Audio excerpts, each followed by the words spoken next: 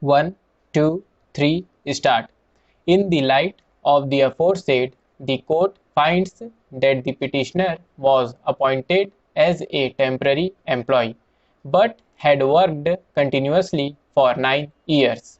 There is an order passed by the controlling authority under the Payment of Gratuity Act awarding gratuity to the petitioner on the ground that he had worked 240 days in a calendar year for 9 continuous years and consequently was entitled for gratuity. This order has become final inter se between the parties.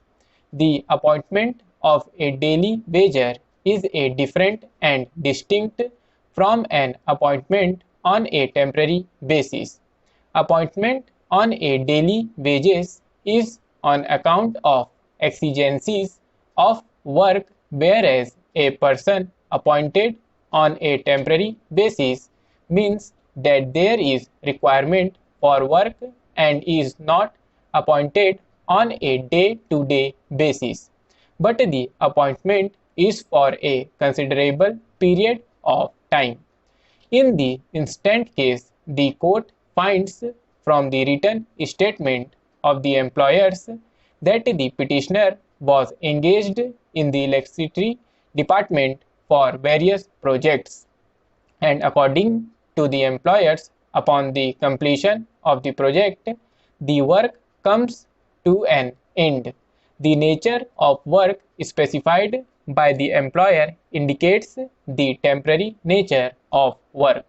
However, the court finds that this temporary nature of work continued unabated for 9 long years, and the petitioner continued to remain a temporary workman.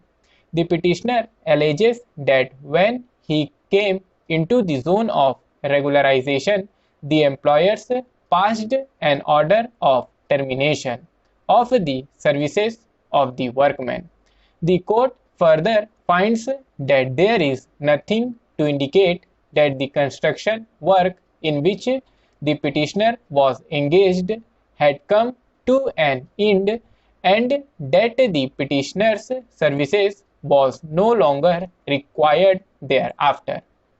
In the light of the aforesaid, the contention of the employer that the petitioner was only a temporary employee and was therefore not entitled for reinstatement in services does not hold good, especially when no evidence has been brought on record to justify the termination of the workman. There is also no evidence to prove that the project in which the petitioner was employed had come to an end or that there was no further requirement of work. The court further finds that the petitioner, having worked for more than 240 days in a calendar year and having worked 9 years, was entitled for reinstatement in service. The labor court has misinterpreted the judgments cited and has erred in granting compensation in lieu of reinstatement.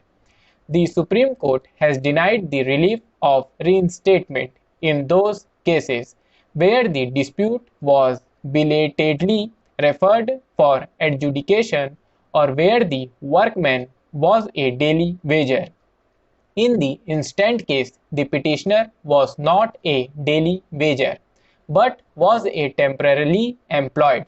The court does not find that there has been an unreasonable delay in raising the dispute. Consequently, considering this aspect, reinstatement in service is the normal rule. Once the order of termination is found to be illegal and is set aside unless a departure is made for strong reasons, reinstatement in service should be granted.